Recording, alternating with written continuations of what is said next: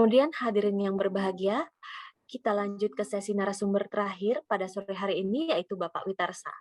Sedikit latar belakang dari beliau, yaitu selain Ketua Forum Satuan Pengawas Intern Perguruan Tinggi Negeri se-Indonesia, beliau juga adalah anggota Aliansi Auditor Internal Indonesia. Kepada Bapak Witarsa, selama 15 menit ke depan, kami persilahkan. Baik, terima kasih. Assalamualaikum warahmatullahi wabarakatuh. Waalaikumsalam Selamat warahmatullahi sore dan salam sejahtera yang kita banggakan ya, dan kita hormati sangat luar biasa. Tentu Bapak Dr. Harsono, Kabak TU Itjen. Pak, aduh saya merinding membaca buku Bapak ini, gitu ya. Saya tuh kalah loh. Terima kasih, Pak. Saya salut gitu dengan Pak Darsono. Mudah-mudahan nanti ada apresiasi nih Pak dari Pak Inspektur dengan Bu Irjen itu Bapak. Ya ini bagus sekali ya Pak. Sekali lagi tentu saja kita di kalangan auditor mengucapkan terima kasih atas terbitan buku Bapak ini, dan saya sangat setuju dan sangat mendukung buku ini untuk diterbitkan.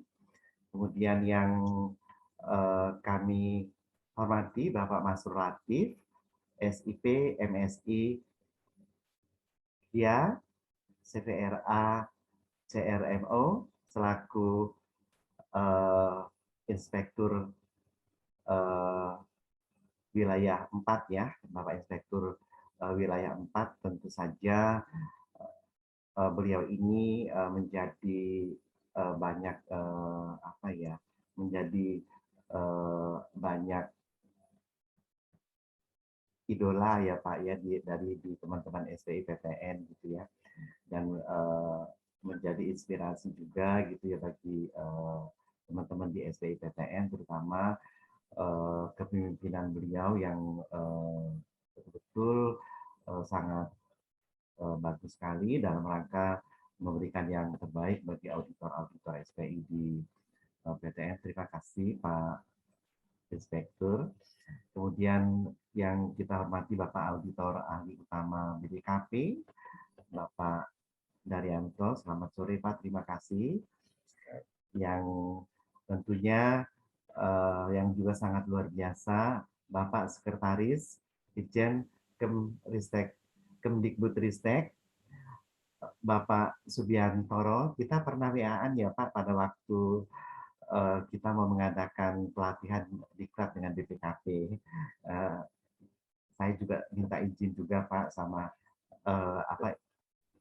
soan juga gitu, tapi pakai WA lewat Pak Subiantoro. Sekali lagi terima kasih, dan tentu saja kita selamat atas peresmian gerakan Itjen Kemdikbudristek menulis. Semoga ini menjadi inspirasi dan yang terbaik bagi teman-teman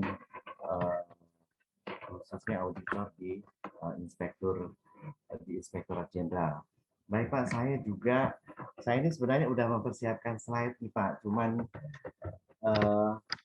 kayaknya telat nih memasukin ininya. Tapi nggak apa-apa, nggak usah pakai slide ya Pak. Jadi karena ini sudah bagus semuanya. Tentu berkaitan dengan akan terbitnya buku profil dan cara membentuk auditor ideal oleh Bapak Dr.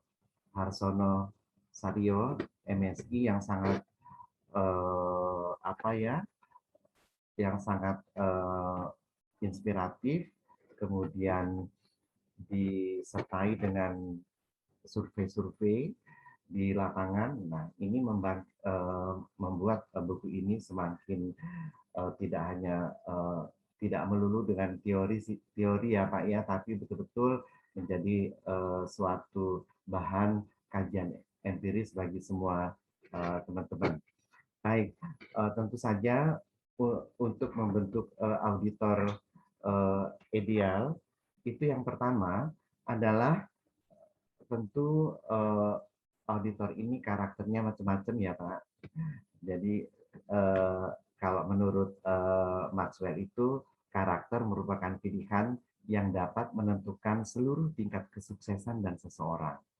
Jadi kalau karakter yang baik, maka insya Allah kesuksesan pun eh, apa ya akan menggiring eh, yang bersangkutan. Nah demikian pula kalau kita menurut Wine bahwa karakter membantu bagaimana cara yang digunakan dan memfokuskan penerapan dan nilai-nilai kebaikan ke dalam sebuah tingkah laku maupun tindakan. Nah, oleh karena itu tentu saja untuk menyatukan karakter auditor yang begitu banyak ini, kalau 10 karakter, kalau 100 karakter ya Pak ya, sehingga tentu saja diperlukan eh, penyamaan persepsi, kemudian pemahaman tentang arti pentingnya apa yang Bapak tulis ya tentang konsep pengawasan internal pemerintah Indonesia. Ini saya senang sekali Pak dengan ini. Nah, oleh karenanya tentu saja untuk memandu karakter ini maka diperlukan terutama auditor-auditor yang membimbing auditor-auditor muda ini untuk memberikan keyakinan yang memadai gitu terhadap pencapaian tugas dan fungsi-fungsi internal pemerintah. Nah, memang ini yang paling penting. Tadi Pak Masrul telah menyentuh tentang paradigma pengawasan. Ya, ya. Jadi dari watchdog, konsultan, kemudian katalis. Nah, pertanyaannya adalah sebenarnya kemana auditor kita ini terhadap paradigma itu. Nah, itu sebenarnya yang menjadi pertanyaan. Apakah paradigma ini mau dipakai ya ketiganya atau kemana gitu auditor internal pemerintah ini terhadap ketiga paradigma ini. Nah, tentu kita harus menggiringnya kembali lagi kepada PP 60 2008.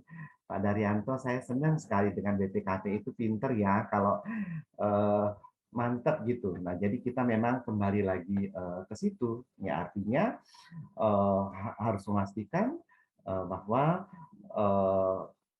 auditor yang ideal itu harus memastikan bahwa tujuan bahwa sistem dan tata kelola itu di tingkat mulai dari pimpinan sampai dengan tingkat jajaran bawah itu memastikan bahwa dilakukan dengan baik agar tujuan organisasi itu tercapai dengan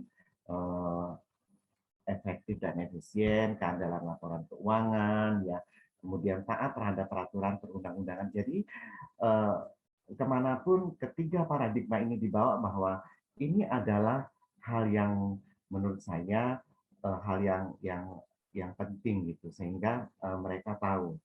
Nah kadang-kadang orang beranggapan bahwa watchdog itu tidak penting, tapi kita lihat bahwa indeks korupsi dunia, ya Pak, indeks korupsi dunia Indonesia ini masih masuk Pak.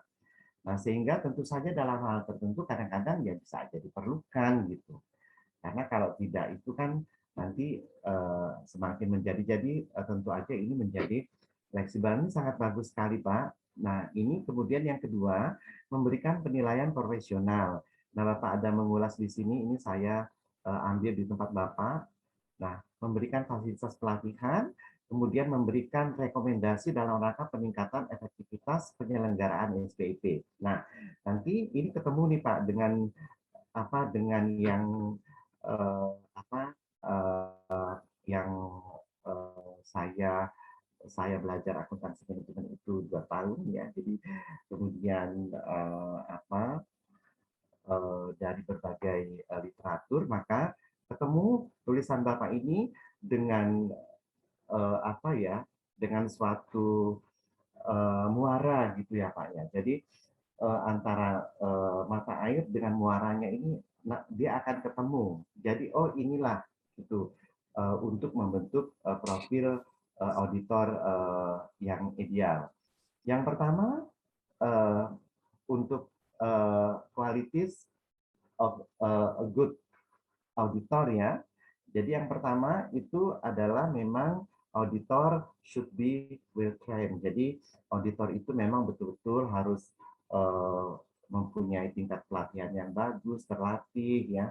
Nah, terima kasih yang lalu Pak Daryanto bahwa SPI PTN udah layak sebagai auditor internal karena sudah memperoleh pendidikan di BPKP dan itu memang dirancang, sekali lagi terima kasih oleh BPKP dalam rangka meningkatkan kapasitas SPI PTN. Nah, ini adalah salah satu yang mendasar.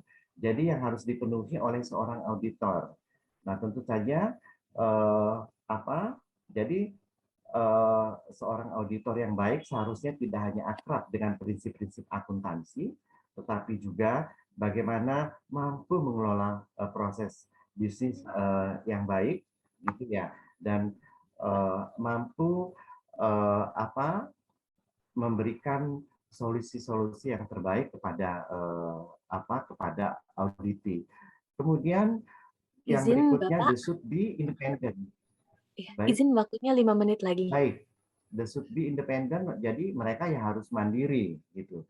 Sehingga kerja audit harus independen. Nah, masuk akal gitu. Ini yang kemudian should be exercise do professional care, maka dia harus terus belajar. Makanya tadi itu menulis itu adalah salah satu kita mau belajar, Pak, kalau kita menulis. Saya tuh banyak menulis buku, Pak, tapi belum selesai. Di antaranya itu pembiayaan dan pembiayaan ekonomi itu juga belum selesai. Nah, jadi sudah tapi belum rampung. Nah, kemudian yang berikut adalah auditor should have the capacity, the plan, kemudian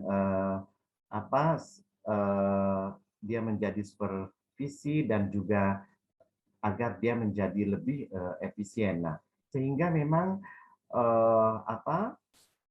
auditor itu memang harus menjadi perencana yang handal karena auditor inilah yang nanti akan menggiring perencanaan-perencanaan itu menjadi lebih baik dan sudah bagus kalau di Ijen auditornya alhamdulillah sudah bagus karena kita sering lakukan review. Nah, sehingga untuk menjadi auditor yang baik bahwa yang pertama memang harus menunjukkan integritas. Nah, integritas ini harus mampu menganalisis, memilih sasaran dan mempengaruhi perilaku secara objektif dengan dari tingkat organisasi yang tinggi. Jadi memang integritas itu penting. Kita tahu bahwa nilai-nilai integritas itu yang pertama adalah tanggung jawab.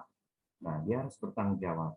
Kemudian inovasi, dia harus mampu kohesivitas bekerja sama dan tentu saja bernilai dan beretika.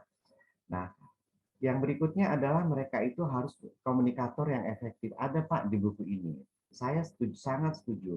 Memang auditor harus mampu mempunyai komunikasi audit yang baik sehingga auditi itu dengan gampang memberikan berbagai informasi kepada kita. Nah, itu akan bagus sehingga cara komunikasinya itu ringkas, kemudian ada aspek evaluasinya, kemudian ada aspek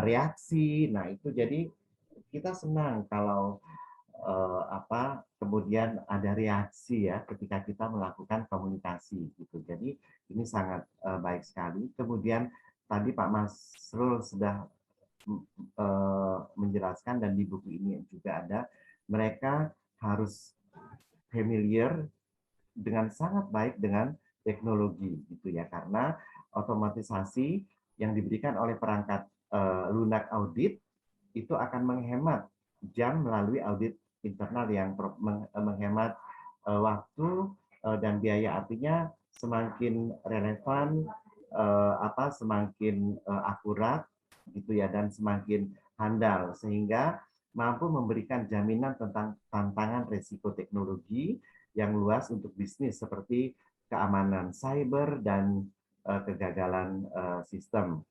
Nah, kemudian yang berikutnya bahwa membentuk auditor yang ideal juga harus mampu membangun hubungan kolaboratif, hubungan kohesivitas.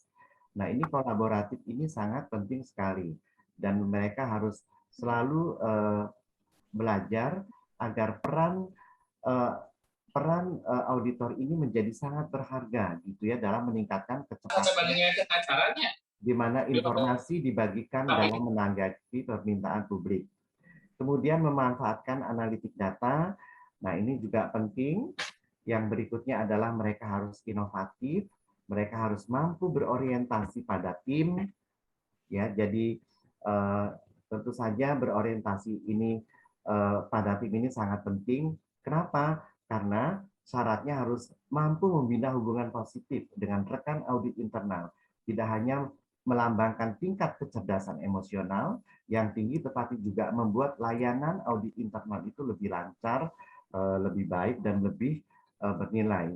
Dengan demikian, auditor memiliki berbagai tingkat keahlian untuk membawa ke meja audit, desk, evaluasi, dan seterusnya yang sangat terintegrasi dari fungsi membutuhkan kolaborasi yang insentif antara rekan-rekan di mana masing-masing individu itu bersedia untuk berbagi pengetahuan mereka. Demikian juga pemimpin dan semua rekan itu harus mau saling berbagi berbagi informasi sehingga terciptalah yang dinamakan dengan memberikan jaminan layanan, kemudian konsultasi dan antisipasi risiko. Saya pikir demikian, terima kasih. Assalamualaikum warahmatullahi wabarakatuh. Waalaikumsalam warahmatullahi Warahmatullahi wabarakatuh. wabarakatuh. Baik, terima kasih Pak Witarsa. Alhamdulillah sudah kita dengarkan bersama seluruh pemaparan dari narasumber. Semoga menambah wawasan kita semua dan menambah inspirasi bagi Bapak Ibu untuk mulai menulis atau kembali aktif menulis.